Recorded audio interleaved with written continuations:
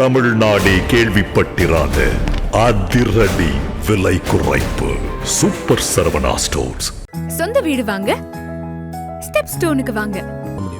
Step stone இந்த நிலையில் அடைஞ்சது ஒரு பக்கம் வந்து தனக்கு வந்து ஒரு பெருமையாக இருந்தாலும் கூட நான் கடந்த காலத்தில் இப்படியெல்லாம் நான் இருந்திருக்கிறேன், இவ்வளோ கஷ்டப்பட்டுருக்கிறேன் அப்படின்றத வந்து மேடையில் பேசுகிறாங்க. ஆனால் அந்த மாதிரி வந்து நடந்துக்கிறாங்களா அப்படின்றதுலாம் கொஞ்சம் சந்தேகம் தான். அதாவது கடந்த காலத்தில் நான் இப்படி இருந்தேன், அப்போ இந்த நபர்லாம் எனக்கு உதவி பண்ணாங்கன்னா அவங்கள கூப்பிட்டு கௌரவிக்கிறதுன்னு ஒன்று இருக்குல்ல, அதெல்லாம் பண்ண மாட்டாங்க. இந்த நபரை வாழ்நாள் முழுவதும் இவங்க தேடிட்டு இருக்கிறாங்க நன்றி சொல்கிறதுக்கு, ஆனால் கிடைக்கல. அதை அவங்க பதிவு செய்கிறாங்க. இன்னைக்கு இந்த நிமிஷம் வரைக்கும் அவர் யார் அப்படின்னு சொல்லி தேடிட்டு இருக்கிறாங்க. இன்னொரு நடிகை வந்து நான் அவங்க பேர் சொல்ல விரும்பலை, அவங்களுடைய பதிவு இருக்குது. ஏன்னா வந்து அவங்க ஒரு பேட்டியில் சொல்லியிருந்தாங்க, அவருடைய கணவரோடு சேர்ந்து போயிட்டு இருக்கும்போது பார்த்தீங்கன்னா ஒருத்தர் ஏதோ இவங்க காரை நிறுத்த சொல்லி நேராக போயிட்டு அவருக்கு தேவையான அந்த உதவியெல்லாம் பண்ணுற வரைக்கும் அவர் வந்து அவருடைய கணவர் கார்லேயே உட்கார்ந்துருக்கு. கடுமையான கோபம் வந்து அவருக்கு. எனக்கு நான் கிட்டத்தட்ட ஒரு நீண்ட நேரமாகி அவங்களுக்கு தேவையான அந்த ஹெல்ப்லாம் இவங்க வந்து பண்ணிட்டு வந்துருக்காங்க, ஃபஸ்ட்டெல்லாம் பண்ணிட்டு வந்துருக்காங்க. அதில் வந்து அவருக்கு வந்து கடுமையான கோபம். அதுதான் அவங்களுடைய விவாகரத்துக்கு முதல் காரணம்னு சொல்கிறாங்க. இல்லை, இவருடைய வளர்ச்சிக்கு வந்து உதவுற இடத்துல அவர் இல்லை, உயிரோடு இல்லை. அப்போது அந்த இடத்துல வந்து அவன் ஒரு நாக்குப்பூச்சி மாதிரி ஒரு பையன் வந்து எதுன்னு ஒரு நிகழ்ச்சியை வந்து கலக்கி நம்மளை எல்லாரையும் வந்து அதுவும் வந்து பார்த்தீங்கன்னா அந்த டைமிங் வந்து பார்த்தீங்கன்னா ஏடாகூடமான டைமிங். அந்த 5 to 6 7 to 8 9 to 10 ஆளுங்க வீட்டில் இருப்பாங்க. அந்த 5 to 6 வந்து அந்த நிகழ்ச்சியை நடத்தி அதை இன்னொரு நாள் வந்து ஞாயிற்றுக்கிழமை ஒளிபரப்பி அதன் மூலமாக மெல்ல மெல்ல மெல்ல மெல்ல வந்து இன்றைக்கி வந்து ஒரு பெரிய ஸ்டார் கம்பீரம் அமரன் படம் பார்க்கும்போது எல்லாருடைய கண்களும் குழம்பு. ஒரு இயக்குனர், அவர் பேரை சொல்கிறது நல்லா இருக்காது, கொச்சைப்படுத்துகிற மாதிரி ஆகிடும். அவர் நேர்காணல் கொடுத்துருந்தாரு. அவர் சொல்கிறாரு, நான் வந்து இந்த ஒரு இயக்குனராக வெற்றி அடைகிறதுக்கு ரொம்ப கஷ்டப்பட்டேன். என் இரண்டாவது மனைவியோட தியாகமும் அதில் அடங்கியிருக்குன்னு சொல்கிறார். எதிரொலின்னு ஒரு நிகழ்ச்சி தெரியும் எனக்கு. எதிரொலினா என்ன தெரியுமா? தூர்தர்ஷனில் எதிரொலி நிகழ்ச்சி. இப்போ நம்ம பேசிகிட்டு இருக்கிறோம்ல, அதுதான் எதிரொலின்னு ஒரு நிகழ்ச்சி. பேர் வந்து தூர்தர்ஷனில். அப்படிலாம் கிடையாதுமா, ஒரு மனுஷனை நம்ம வந்து டிக்டேட் பண்ண முடியாது இல்லைம்மா. ஒரு மனுஷனுடைய ஆம்பிஷன்மா அது. அவர் வாங்குறாரு, வாங்கலை, அவர் இது ஏற்றுக்கிறார். இப்போ நான் கேட்குறேன், பத்மபூஷன் பட்டம் கொடுத்தாங்க, போய் ஜனாதிபதி கிட்ட வாங்கினார்ல, அவரு தானே முடிவு பண்ணோம். ஒரு நிகழ்ச்சியில் கலந்துக்கிறத வந்து அவர் தானே முடிவு பண்ணோம். சினிமால தானே அவர் வளர்ந்து வந்தார். அப்படி இருக்கும்போது அவருக்கு ஒரு பார்வை இருக்கலாம்.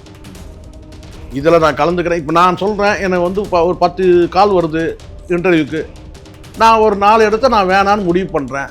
அது என்னுடைய விருப்பம் தானே. அவர் ஒரு நிகழ்ச்சியில் வந்து கலந்துக்க மாட்டேன்றாரு, அவர் உரிமை. இந்த இடத்த ஒரு நிகழ்ச்சி கொடுத்து இப்போ அவார்டு கொடுக்குறாங்க, அதை அவர் போய் வாங்குறாரு. நீ ஏன் வந்து இதுக்கு வந்து வாங்கலாம், அதுக்கு ஏன் வாங்குற சொல்ல முடியுமா? நீங்கள் திட்டமிட்டே வர வைப்பீங்க. திட்டமிட்டு அவார்டு கொடுக்குறதே வந்து எதுக்குன்னு கேட்டிங்கன்னா வந்து அஜித்தை வர வைக்கணுன்றதுக்காகவே நீங்கள் கூட ஒரு அவார்டு கூட நீங்கள் ரெடி பண்ணுவீங்க. அந்த ரியாலிட்டி வந்து அவருக்கு தெரிஞ்சிருக்கலாம். ஸோ கடந்த காலத்தில் அவர் நிறைய ஏற்றத்தாழ்வு பார்த்த மனுஷன் அஜித். என்னவோ இவனுக்கு போகிற போக்கில் ஏதோ ஒரு கில்லுக்கிறேன்னு நினைக்கிறாங்க. நிறைய வந்து ஒரு அஜித்துக்கு வந்து ஞானம் இந்த படத்தில் இந்த குட் பை அக்லியில் சொல்லியிருப்பார். உயிரை கொடுக்குறேன்னு மயிரை தான் கொடுப்பானுங்கன்னு சொன்னார். வசனம் இருக்கா இல்லையா அந்த படத்தில்? குட் பை அக்லியில் இருக்குது, எடுத்துப்பார். உயிரை கொடுக்குறேன்னு மயிரை தான் கொடுப்பானுங்கன்னு சொல்லி ஒரு வசனமே வரும். வணக்கம் சார். வணக்கம். இப்போ சிவகார்த்திகேயன் ஒரு புதுசாக ஒரு ஆடியோ லான்ச்சில் பேசியிருந்தாரு. தான் வந்து ஒரு பீச்சில் உட்காந்து நெல்சன் கூட டிஸ்கஸ் பண்ணிகிட்டு இருந்தோம், ஆஃபீஸ் கூட போடலை அப்படின்ற மாதிரியும். ப்ளஸ் அந்த ப்ரொடியூசர் வந்து நீ என்ன ஆக போகிற, நான் ஹீரோ ஆக போகிறேன் அப்படின்னு சொன்னதுக்கு கலாச்சி விட்டார். அப்புறம் அவரே கால் பண்ணி வேற சொன்னார், நான் பேசினதெல்லாம் தப்பா எடுத்துக்காது சிவா அப்படின்ற மாதிரி ஒரு ஸ்பீச் சொல்லியிருக்காரு. அதுதான் இப்போ அதிகப்படியாக பேசப்படுது. ஒன்று வந்து பார்த்தீங்கன்னா அவர் வன்மத்தை வச்சு பேசுறாரா அப்படின்ற மாதிரியும் சொல்றாங்க. இன்னொன்னு இவர் வந்து தனுஷ் மாதிரி அவர் எப்படி தன்னோட வறுமையெல்லாம் சொன்னாரோ ஆடியோ லான்ச்ல, அந்த மாதிரி அவரோட தொடக்க காலகட்டத்தில் இருந்த விஷயங்கள் வந்து சொல்றாரு அப்படின்னு நிறைய விஷயங்கள் பேசப்படுது சார். இதை நீங்க எப்படி பாக்குறீங்க? இல்லை, எல்லாருக்குமே ஒரு கடந்த காலம் ஒன்று இருக்க தானே செய்யும். எல்லாருக்குமே ஒரு கடந்த காலத்தில் கஷ்டப்பட்டு நல்ல நிலைமைக்கு வந்தவங்க ரெண்டு வகையாக இருக்குது. ஒரு நல்ல நிலைமைக்கு வந்துட்டாங்கன்னா வந்து முன்னொரு காலத்திலலாம் கேட்டால் அதை வந்து அதை சொல்ல மாட்டாங்க. பின்னாடி எப்படி முதல்ல வந்து கஷ்டப்பட்டாங்களோ அதை சொல்ல மாட்டாங்க. ஆனால் இன்றைக்கி வந்து பார்த்திங்கன்னா, இல்லை முன்னாடி நான் வந்து சாப்பாட்டுக்கே கஷ்டப்பட்டேன், இன்றைக்கி பிரபலமாக இருக்கிற எனக்கு தெரியும், அதை சொன்னால் கொச்சைப்படுத்துகிற மாதிரி ஆகிடும். இன்றைக்கி பெரிய ஸ்டார்ன்னு வந்து சொல்லிக்கிறாங்கல்ல, அவங்களாம் ஆரம்பத்தில் வந்து எவ்வளோ கஷ்டப்பட்டாங்கன்றது எனக்கு தெரியும். அது இப்போ சொன்னோம்னா அதுதான் இருக்கும். டேபிள் துடைச்சவங்க இருக்கிறாங்க, கிளாஸ் கழுவுனவங்க இருக்கிறாங்க, சாப்பாடு வந்து வழி இல்லாமல் வந்து பார்த்தீங்கன்னா வந்து தலைக்கு வைக்கிறதுக்கு துணி இல்லாமல் ஒரு பேப்பர் விரிச்சு படுத்துட்டவங்க இருக்கிறாங்க. இப்படி பல பேர் இருக்கிறாங்க. எல்லாருக்கும் இருக்குது. அதை துணிச்சலாக வந்து சொல்லணும்ல. அதை வந்து சில பேர் சொல்கிறாங்க, நான் இங்கே வந்து வாய்ப்பு இல்லாமல் நான் ரோடோட திரிஞ்சிட்டு இருந்தாங்க, இங்கே நான் இப்படி இருந்தேன் அப்படி இருந்தேன்னு சொல்கிறது வந்து முன்னொரு காலத்தில் அதெல்லாம் சொல்ல மாட்டாங்க. ஒரு உயர்நிலைக்கு வந்துட்டாங்கன்னா அந்த கடந்த காலத்தை வந்து பார்த்திங்கன்னா வந்து அவங்களுக்கு வந்து ஒரு முள்ளு மாதிரி இருக்கும். அதை பற்றி பேசவே விரும்ப மாட்டாங்க. ஆனால் இப்போ வந்து இருக்கிற நிலைக்குன்னா, அன்றைக்கி வந்து நான் ரொம்ப இவ்வளோ கஷ்டப்பட்டேன் அப்படின்னு சொல்லும் போது இந்த நிலையில் அடைஞ்சது ஒரு பக்கம் வந்து தனக்கு வந்து ஒரு பெருமையாக இருந்தாலும் கூட, நான் கடந்த காலத்தில் இப்படியெல்லாம் நான் இருந்திருக்கிறேன், இவ்வளோ கஷ்டப்பட்டுருக்கிறேன் அப்படின்றத வந்து மேடையில் பேசுகிறாங்க. ஆனால் அந்த மாதிரி வந்து நடந்துக்கிறாங்களா அப்படின்றதுலாம் கொஞ்சம் சந்தேகம் தான். அதாவது கடந்த காலத்தில் நான் இப்படி இருந்தேன், அப்போ இந்த நபர்லாம் எனக்கு உதவி பண்ணாங்கன்னா அவங்கள கூப்பிட்டு கௌரவிக்கிறதுன்னு ஒன்று இருக்குல்ல, அதெல்லாம் பண்ண மாட்டாங்க. அது மாதிரி பண்ணுற மாதிரி எனக்கு தெரியல. நான் சிவகார்த்திகேயன் நான் சொல்லலை, பொதுவாக சொல்கிறேன். நான் அன்றைக்கி இவ்வளோ கஷ்டப்பட்டேன் அவ்வளோ கஷ்டப்பட்டேன்லாம் வந்து சொல்கிறாங்களே தவிர, ஒரு சின்ன இந்த இடத்துல ஒரு சின்ன ஒரு உதாரணம் சொல்கிறேம்மா. ஒரு நெகிழ்வான சம்பவம். மயூரி சுதான்னு கேள்விப்பட்டிருக்கீங்களா?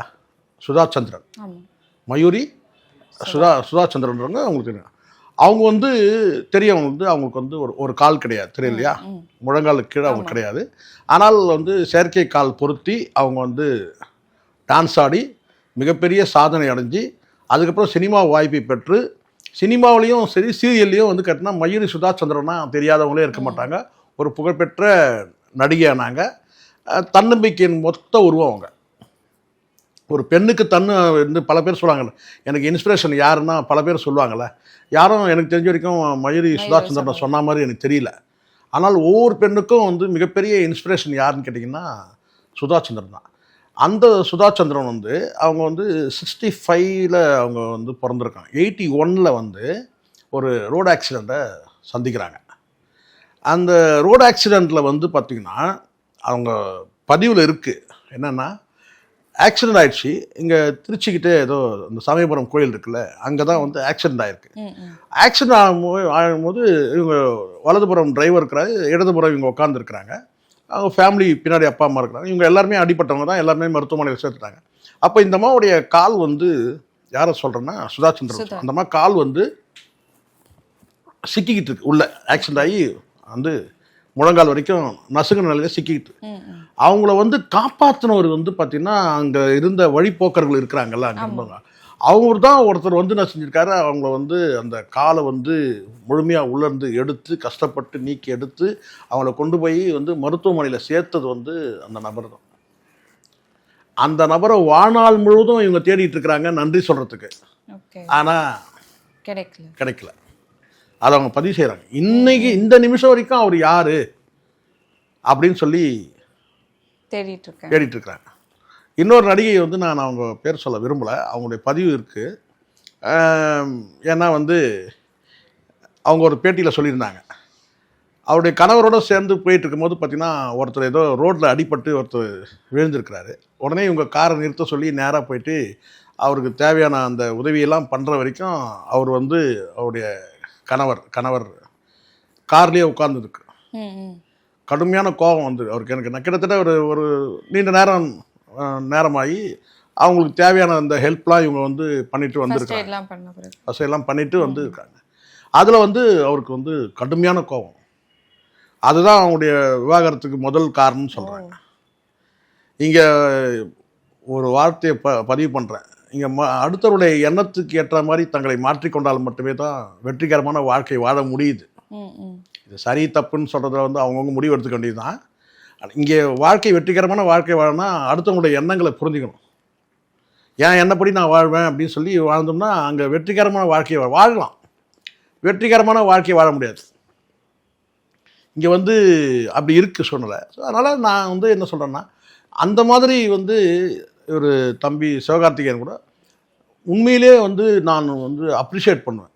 சிவகார்த்திகேயனுடைய வந்து வாழ்க்கையை வந்து நீங்கள் வந்து இன்னொருத்தருடைய வாழ்க்கையில் ஒப்பிட்டு பார்க்கும்போது, நீங்கள் அது தனுஷாக இருக்கட்டும் அல்லது வேறு இன்னும் இருக்கட்டும், அவங்களுக்கு வந்து என்ன சொன்னால் ரூட்டு காட்டுறதுக்கு, ரூட்னா நீங்கள் ஒன்று ஜெகதீஷ் ஞாபகம் வருதுல்ல உங்களுக்கு? நான் சொல்றது வழி சொல்கிறேன், வழி அதான் சொல்கிறேன், வழி சொல்கிறேன். அதாவது சினிமா அடுத்தடுத்து வழிகாட்டுறதுக்கு வந்து ஒரு தந்தைன்னு ஒருத்தர் இருக்கிறாரு இது அப்படின்னா. ஆனால் வந்து சிவகார்த்திகேயனுக்கு அது வாய்ப்பே கிடையாது. சிவகார்த்திகேயனுடைய அவங்க அப்பா வந்து ஒரு போலீஸ் அதிகாரி, அவரும் கூட வந்து இல்லை, இவருடைய வளர்ச்சிக்கு வந்து உதவுற இடத்துல அவர் இல்லை, உயிரோட இல்லை. அப்போது அந்த இடத்துல வந்து அவன் ஒரு நாக்குப்பூச்சி மாதிரி ஒரு பையன் வந்து அது இது எதுன்னு ஒரு நிகழ்ச்சியை வந்து கலக்கி இது நம்மளை எல்லாரையும் வந்து அதுவும் வந்து பார்த்தீங்கன்னா அந்த டைமிங் வந்து பார்த்தீங்கன்னா ஏடாகூடமான டைமிங். அந்த 5 to 6 7 to 8 9 to 10 ஆளுங்க வீட்டில் இருப்பாங்க. அந்த 5 to 6 வந்து அந்த நிகழ்ச்சியை நடத்தி அதை இன்னொரு நாள் வந்து ஞாயிற்றுக்கிழமையில் ஒளிபரப்பி அதன் மூலமாக மெல்ல மெல்ல மெல்ல மெல்ல வந்து வந்து இன்றைக்கி வந்து ஒரு பெரிய ஸ்டார் கம்பீரம் அமரன் படம் பார்க்கும்போது எல்லாருடைய கண்களும் குளமாயிடுச்சு. அற்புதமான ஆக்டிங். ஸோ எதுக்காக சொல்கிறேன்னா, சிவகார்த்திகேயனுடைய வந்து கெரியர் வந்து வேறமா. அதை வந்து அவங்க வந்து கடந்த காலத்தில் வந்து அவன் பட்ட கஷ்டங்களை அவன் நினச்சி பார்க்குறான்னா அது வந்து ரியாலிட்டி இருக்குது. எல்லாரையும் அப்படி எடுத்துக்க முடியாது. இங்கே சில விதிவிலக்குகளாக இருக்க தான் செய்யுது. எப்படி இருந்தாலும் அப்பாவுடைய வழிகாட்டுதல் வந்து அதுக்காக இருக்கவே கூடாது, இருக்குது. நான் அதை தப்புன்னு நான் சொல்ல. ஆனால் இல்லாதவங்களையும் வந்து இருக்கிறவங்களையும் நம்ம வந்து ஒரே ஸ்கேலில் வச்சு பார்க்கக்கூடாதுன்றேன். அது தப்புன்னு சொல்ல. அப்பா இருந்தால் அப்பாவுடைய வழிகாட்டுதலில் ஒருத்தர் முன்னேறக்கூடாதா? கண்டிப்பாக முன்னேறலாம், தப்பே கிடையாது. அப்பாவை விட வேறு யார் வழிகாட்ட முடியும், நல்வழிப்படுத்த முடியும்? ஆனால் அந்த வாய்ப்பு கூட இல்லாத நபர்கள் அதை வந்து அவர் வந்து நினைவு கூர்றாருன்னா அது மதிக்க தகுந்தது. அதை சொல்றதுக்காவது முடியுது, சொல்றதுக்காவது சொல்றாருன்னு நம்ம சந்தோஷப்படணும். சொல்லாத நபர்கள் நிறைய பேர் இருக்கிறோம். ஐயா நான்லாம் அப்படியே வரும்போதே அப்படி வந்தான்னுவான். ஆனால் இவன் தட்டை கழுவி இருப்பான், முறவாசல் பண்ணியிருப்பான், எல்லா வேலையும் செஞ்சுருப்பான். ஸோ அதை சொல்கிறதுக்கு ஒரு மனசு வேணும்ல. ஒரு இயக்குனர் அவர் பேரை சொல்கிறது நல்லா இருக்காது, கொச்சைப்படுத்துகிற மாதிரி ஆயிடும். அவர் நேர்காணல் கொடுத்துருந்தாரு. அவர் சொல்கிறாரு, நான் வந்து இந்த ஒரு இயக்குனராக வெற்றி அடைகிறதுக்கு ரொம்ப கஷ்டப்பட்டேன். என் இரண்டாவது மனைவியோட அவர் சொல்கிறார், என் இரண்டாவது மனைவியோட தியாகமும் அதில் அடங்கியிருக்குன்னு சொல்கிறார். அவள் செய்த தியாகம் இருக்குது அப்படின்னு சொல்கிறார். ஸோ அதனால் அதை சொல்கிறதுக்கு ஒரு துணிச்சல் வேணும்ல. எல்லாருக்கும் அந்த துணிச்சல் இருக்குமா? சொல்ல முடியாது இல்லையா? எத்தனை இடத்துல அவமானங்கள் பட்டிருப்பாங்க, அதை சொல்லணும்ல. கண்டிப்பாக. அது எல்லாருக்கும் உண்டு. எனக்கும் அந்த அனுபவம் உண்டு. நானும் எத்தனையோ இடத்துல வந்து புறக்கணிப்பட்டேன், புறந்தள்ளப்பட்டேன், அவமானப்படுத்தப்பட்டேன், அசிங்கப்படுத்தப்பட்டேன். இதெல்லாம் கடந்து தான் இன்றைக்கி வந்து உட்காந்துருக்கோம். 25 பைசா கொடுத்துட்டு எதிரொலின்னு ஒரு நிகழ்ச்சி, எதிரொலின்னு ஒரு நிகழ்ச்சி தெரியும் எனக்கு. எதிரொலின்னா என்ன தெரியுமா? தூர்தர்ஷனில் எதிரொலி நிகழ்ச்சி. இப்போ நம்ம பேசிட்டு இருக்கிறோம்ல, அதுதான் எதிரொலின்னு ஒரு நிகழ்ச்சி. பேர் வந்து தூர்தர்ஷனில் 80களில் எதிரொலின்னு ஒரு நிகழ்ச்சி. அந்த எதிரொலி நிகழ்ச்சியை வந்து 78 70 80ன்னு நினைக்கிறேன், 80 வாக்கில். அப்போல்லாம் டிவி வந்த புதுசு, டிவியே வந்த அறிமுகம் தூர்தர்ஷன். அப்போ வந்து பார்த்தீங்கன்னா வந்து அந்த எதிரொலி நிகழ்ச்சியை வந்து பார்த்தீங்கன்னா வந்து ஒரு கிணத்து ஓரமாக ஒளிஞ்சிருந்து, கிணத்து ஓரமாக ஒரு வீட்டில் வந்து இருக்கும், நடுவில் கூடம் இருக்கும், ஒரு வீட்டில் மட்டும் டிவி வாங்கியிருப்பாங்க. அப்போ அந்த கிணத்துக்கிட்ட வந்து பார்த்தீங்கன்னா ஒளிஞ்சிருந்து அந்த ஜன்னல் பக்கம் வந்து அந்த நிகழ்ச்சியை பார்த்தது, ஒளியோ நிகழ்ச்சி பார்த்தது, இப்படிலாம் பார்த்து ஒளிஞ்சிருந்து பார்த்தது. அப்புறம் 25 பைசா கொடுத்து பார்த்ததெல்லாம் இருக்குது. அன்றைக்கி நம்ம நினச்சிருப்போமா? இன்றைக்கி சொல்லணும்ல அதை. கண்டிப்பாக. ஒளிஞ்சிருந்து பார்த்து 25 பைசா கொடுக்க முடியாமல் ஒளிஞ்சிருந்து பார்த்தது, ஜன்னல் பக்கம் எட்டி பார்த்தது, எதிரொலி நிகழ்ச்சியில் வந்து கேள்வி கேட்டு பதில் அந்த படிப்பாங்க, லெட்டர்ல படிப்பாங்க, அதுக்கு வந்து அவங்க வந்து பேசுவாங்க. அந்த மாதிரி நிகழ்ச்சி இருக்கு. அந்த மாதிரி வந்து வயலும் வாழ்வுன்னு ஒரு நிகழ்ச்சி. இதெல்லாம் வந்து டிவி வந்த புதுசு சொல்ல. அதெல்லாம் நம்ம அப்படிலாம் பார்த்துட்டு தான் இன்னைக்கு நம்ம அப்படி நினச்சிருப்போமா? ஐயோ நம்ம கூட வந்து ஒரு இன்டர்வியூ கொடுப்போமோ அப்படின்னு, 2500 இன்டர்வியூ கொடுப்போம் நம்ம நினச்சி பார்த்துருப்போமா? அதுவும் அதனால் சில நேரங்களில் நான் நினச்சிட்டே போவேன். அந்த பைக்கில் போகும்போது பைபிள் வாசகம் ஒன்று எழுதியிருக்கோம். என்ன வசனம்னு தெரில, அது பைபிள் வசனம் வந்து அதில் இருக்கும். கடவுள் வந்து நீ காணும்படி அதிசயங்களை செய்து காட்டுவார் அப்படின்ற மாதிரி ஒரு வரி. சரியா எனக்கு சொல்ல வரல. கடவுள் வந்து அதிசயங்களை வந்து பண்ணுவார் வாழ்க்கையில் அப்படின்னு சொல்லி ஒரு வரி வரும்ல, அந்த வரி எனக்கு ரொம்ப பிடிக்கும். எனக்கு பெருசாக இறை நம்பிக்கை எனக்கு இல்லை, எந்த இறை நம்பிக்கை எனக்கு கிடையாது. ஆனால் நான் பைக்கில் போகும்போது கேட்டால் அந்த வாசகம் எனக்கு ரொம்ப பிடிக்கும். அதிசயங்களை காண பண்ணுவார் அப்படின்ற மாதிரி ஒரு வரி. அந்த மாதிரி வந்து நிறைய அதிசயங்கள் வந்து நடக்கும். நாளைக்கு என்ன நடக்கும், நாளைக்கு மறுநாள் என்ன நடக்கும், அடுத்த மாதம் என்ன நடக்கும் அப்படின்னு நம்ம அதெல்லாம் நினச்சி பார்க்க முடியாது இல்லையா? அதனால் தம்பி வந்து அவர் பேசுனது வந்து, சிவகார்த்திகேயன் பேசுனது வந்து நம்ம சந்தோஷப்படணும். இதையும் கூட நினைவு கூறதுக்கான வாய்ப்பு இருக்குல்ல. அதில் நம்ம ஏன் இன்னொருத்தர் நடிகர் அப்படி சொன்னாருன்னு நம்ம போகணும். அவங்க சொன்னதால இப்ப தனுஷ் நிறைய இடங்களை பேசினாரு, அதே மாதிரி அதுவும் தனுஷ் வந்து அவருக்குள்ள கஷ்டத்தை அவர் சொல்றாரு. அந்த இட்லி கடை வரும்போது கேட்டா நான் இட்லி உண்மை, அது உண்மையா இருக்குமே, அதுக்கு போய் ஆராய்ச்சி பண்ணிட்டு இருக்க முடியுமா? அவர் சொல்றாரு நாங்க வந்து இட்லி கூட எங்களால் சாப்பிட முடியாத ஒரு சூழ்நிலை இருந்தோம். உண்மைதானே? கஸ்தூரி ராஜா வந்து ஜெயிச்ச பிறகுதானே அவர் இயக்குனாரு. அந்த இடத்துல வந்து இன்னைக்கு வந்து அதெல்லாம் தள்ளிட்டாங்கல்ல. செல்வராகவனும் சரி, வந்து அவருடைய ரெக்கார்டெல்லாம் வந்து இவங்க உடச்சிட்டாங்கல்ல. அவர் அறியப்பட்ட ஒரு இயக்குனர் கஸ்தூரிராஜா தான். அவருடைய மகன் வந்து பெரிய வந்து செல்வராகவன் பெரிய இயக்குனர். வந்து தனுஷ் வந்து பார்த்தீங்கன்னா இன்னைக்கு உலகமறிஞ்ச நடிகர். அதெல்லாம் வந்து பிரேக் பண்ணிட்டாங்கல்ல. அப்படி இருக்கும்போது ஆனால் அவங்க வந்து ஆரம்ப காலத்தில் அவங்களுடைய கஷ்டங்களை சொல்கிறாங்க. சாப்பாடுக்கு கஷ்டப்பட்டோம், இட்லிக்கு வரும் நாங்கள் சாப்பிட்றதுக்கு கஷ்டப்பட்டோம், அது வந்து அவங்களுடைய வாழ்க்கையில் அனுபவத்தை சொல்கிறாங்கல்ல. அது சரியானது தான். இன்னொருத்தர் சொன்னதானே தப்பு. பெருசாக வந்து ஸ்டார் ஹோட்டலில் பெருசாக பந்தா கட்டுறேனே, 4 இட்லிக்கு வந்து லோன்னு 4 தெருவா அலைஞ்சு வந்தான் அப்படின்னு இன்னொருத்தர் சொன்னாதான் பிரச்சனை. கரெக்டா? கண்டிப்பாக. இன்னொருத்தர் சொன்னாதான் அவரே சொல்லிக்கிட்ட தப்பு ஒன்றும் கிடையாது இல்லை. பெருசாக 5 ஸ்டார் ஹோட்டலில் போய் சாப்பிட்டோன்னு பெருசாக பீத்திக்கிறான், 2 இட்லி கிடைக்காம லோலாம் அலைஞ்சிடுவான் அப்படி மற்றவங்க சொல்கிறத விட இருக்குல்ல சொல்கிறேன். அதனால் சொல்கிறதுக்கு ஒரு அது கூட ஒரு மனசு வேணுமா? கண்டிப்பாக சார். இப்போ அஜித் அவர்களுக்கும் ஒரு விருது கொடுத்துருக்காங்க வெளிநாட்டில், gentleman driver of the year அப்படின்ற அவார்டு வந்து அஜித்துக்கு கொடுத்துருக்காங்க. இந்த கொடுத்தது வந்து அந்த 3 பேருக்கு தெரியுமா? 3 பேர் யாரும்? அந்த 3 பேர் இந்த நயன்தாரா கண்டுபிடிச்ச குரங்குகள் 3 பேர் இருக்காங்களா, அவங்களுக்கு தெரியுமா? தெரியாது. அவங்களுக்கு தெரிஞ்சால் சொல்லணும்ல. சொல்கிறேன் நான். ஏன்னா அவங்க தான் வந்து எந்த புகழ் கிடைச்சாலும், அஜித்துக்கு புகழ் கிடைச்சாலும் அதை அப்படியே இது கட்டினா வந்து அதுக்கு ஒரு காரணம் சொல்லுவாங்க. இதெல்லாம் ஒரு அவார்டா, பத்மபூஷன் அவார்டு இதெல்லாம் ஒரு அவார்டா வர மாட்டேங்கிறாரு அப்படின்றத சொல்றாங்க சார். இங்க ஏதாச்சும் ஷோ வைக்கிறோம், எதுக்காச்சும் அப்படிலாம் கிடையாதுமா. ஒரு மனுஷனை நம்ம வந்து டிக்டேட் பண்ண முடியாது இல்லம்மா. ஒரு மனுஷனுடைய ஆம்பிஷன்மா அது. அவர் வாங்குறாரு, வாங்கல, அவர் இது ஏத்துக்கிறார். இப்போ நான் கேட்குறேன், பத்மபூஷன் பட்டம் கொடுத்தாங்க, போய் ஜனாதிபதி கிட்ட வாங்கினார்ல, அவரு தானே முடிவு பண்ணோம். ஒரு நிகழ்ச்சியில கலந்துக்கிறத வந்து அவர் தானே முடிவு பண்ணோம். சினிமால தானே அவர் வளர்ந்து வந்தாரு. அப்படி இருக்கும்போது சினிமா அவருக்கு ஒரு பார்வை இருக்கலாம். இதுல நான் கலந்துக்கிறேன். இப்ப நான் சொல்றேன், எனக்கு வந்து ஒரு 10 கால் வருது இன்டர்வியூக்கு, நான் ஒரு 4 இடத்த நான் வேணான்னு முடிவு பண்றேன். அது என்னுடைய விருப்பம் தானே. கண்டிப்பா. இப்போ எனக்கு வந்து இந்த இடத்துல வரணும்னு விருப்பம் இருக்குது, நான் வரேன். இங்கே இன்டர்வியூ பண்ணணும்னு இருக்குது. நான் வந்து ஏன்னா ஆரம்ப காலத்தில் எனக்கு வந்து இங்கே வந்து நான் இங்கே தான் பேசியிருக்கேன்ற அந்த ஒரு இது இருக்குது, அந்த கட்டசி இருக்குது, நான் வரேன். இப்போ புதுசாக ஒருத்தர் திடீர்னு கூப்பிட்றாங்க, சந்தர்ப்பம் இருந்தால் போகிறேன், இல்லைனா நான் நாளைக்கு வரேங்கன்னு. நான் இங்கே போவேனா அங்கே போவேனா? புதுசாக ஒருத்தர் திடீர்னு கூப்பிட்றாங்க, நான் அங்கே போவேனா நான் இங்கே வருவேன். முன்னாடி அப்போ தொடர்ச்சியாக ஒரு இடத்துல நம்ம வந்துட்டு இருக்கும்போது பார்த்தீங்கன்னா அங்கே வந்து நம்ம அந்த ஆப்ஷன் நான் கூட இது நான் தானே முடிவு பண்ணுறேன். இல்லை போகவே கூடாதுன்னா கூட நான் வந்து சில பேருக்கு சில இடத்துக்கு நான் போகிறதே இல்லை. இல்லைப்பா எனக்கு வேணாம்ப்பா, உங்களுடைய சேனல் எனக்கு செட் ஆகாதுப்பா அப்படின்னு நான் சொல்கிறேன். எனக்கு பொருந்தாத இடத்துக்கு நான் போகல. அதே தானே நான் எனக்கு முடிவு எடுக்கிறதுக்கு வந்து அந்த உரிமை இருக்குல்லம்மா, இல்லையா? அப்போ அவருக்கு வந்து ஒரு நிகழ்ச்சியில் கலந்துக்கிறதுக்கு அவர் முடிவு எடுக்கிறதுக்கு அவர் உரிமை இருக்குது தானே. நீ நேர்காணல் கொடுத்தா நீ ஏன் தமிழ் சேனல் கொடுக்கலன்றான் ஒருத்தன். இல்லம்மா, இது அவருடைய உரிமைமா. இது இன்னொருத்தர் உரிமையில எப்படிமா தலையிட முடியும்? பைத்தியக்காரனுமா அவனுங்க. மனுஷனை தான் யோசிப்பானுங்க, குரங்குங்க அவனுங்க எப்படி யோசிப்பானுங்க? யோசிப்பாருங்க. அவர் முடிவு பண்றாரு இந்த இடத்துல வந்து நான் வந்து இந்த குறிப்பிட்ட அது இங்கிலீஷ்னா இருக்கட்டும் தமிழ்னா இருக்கட்டுமா, அவர் முடிவு பண்றாரு, பேசணும்னு முடிவு பண்றாரு, பேசுறாரு. நீ அங்க பேசல இங்க பேச சொல்லுவீங்களா? நீங்கள் ஏன் இந்த சட்டையை போட்டு போகிற, அந்த சட்டையை போடுற, நீ ஏன் டிஷர்ட் போடுற, நீ ஏன் நம்ம கேட்க முடியுமாமா? முடியாது. அவங்க உரிமை அது. அவர் ஒரு நிகழ்ச்சியில் வந்து கலந்துக்கிறாரு, கலந்துக்க மாட்டேன்றாரு, அவர் உரிமை. இந்த இடத்துல ஒரு நிகழ்ச்சி கொடுத்து இப்போ அவார்டு கொடுக்குறாங்க, அதை அவர் போய் வாங்குறாரு. நீ ஏன் வந்து இதுக்கு வந்து வாங்கலாம் அதுக்கு ஏன் வாங்குற சொல்ல முடியுமா? முடியாது. நீங்கள் திட்டமிட்டு வர வைப்பீங்க.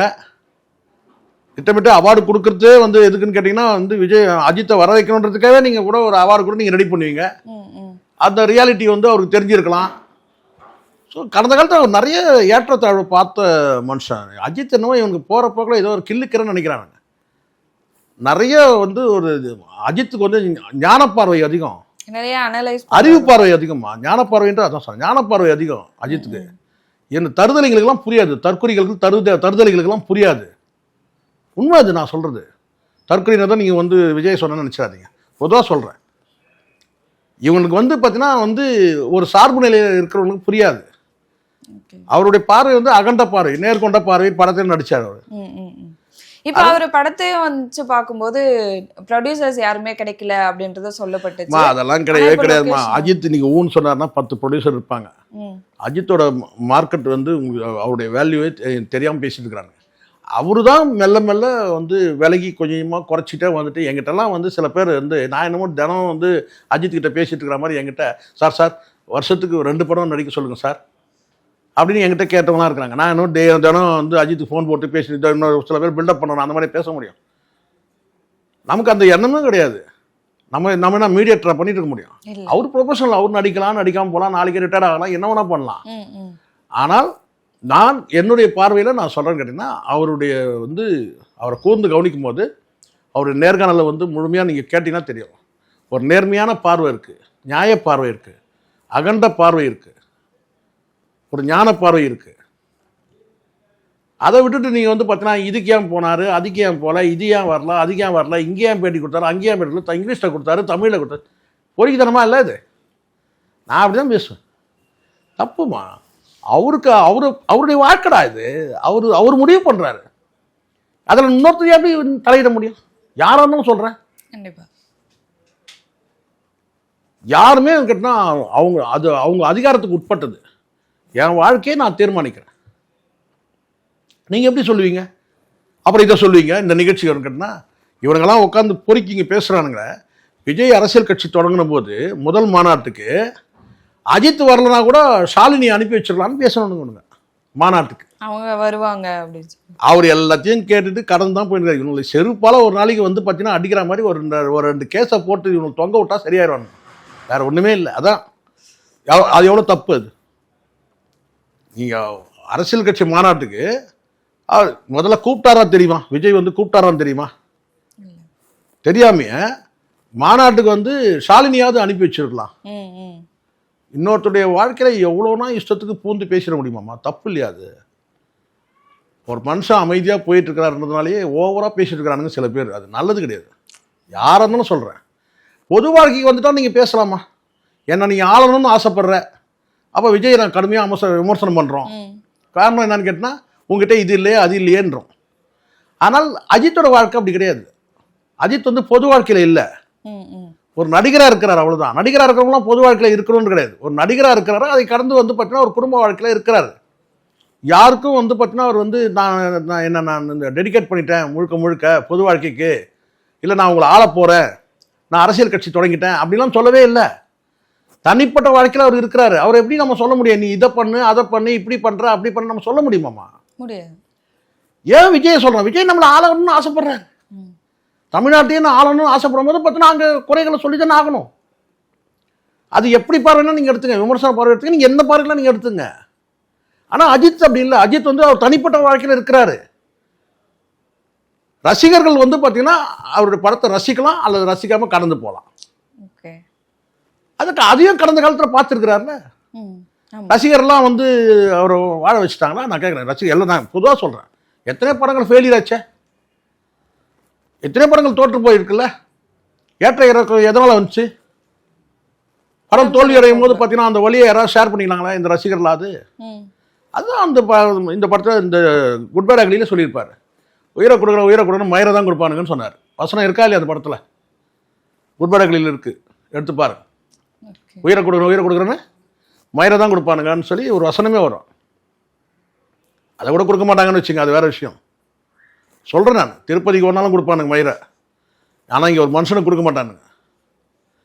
அதனால நான் சொல்கிறேன், நான் இதெல்லாம் வந்து ஒரு தனிப்பட்ட மனுஷனுடைய வாழ்க்கையில் போய் நம்ம டிக்டேட் பண்ணக்கூடாது. நீ இதை பண்ணு அதை பண்ணாத, அவர் முடிவு பண்ணுறாரு.